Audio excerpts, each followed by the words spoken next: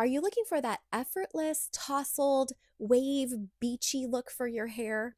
I'm Gina with WTI, and I have slightly wavy hair. I think it's described as like Irish curls. And I've been using this curl air dry cream that I bought from Garnier Fructis. So I have long, fine hair, and I've been using this cream two different ways. So one way is that I'll apply about a quarter size amount into my hands, comb it in, and then I use my diffuser to dry it. This is what it looks like when I do that. The second way I use it is the same amount, but then I actually let it air dry without using an implement.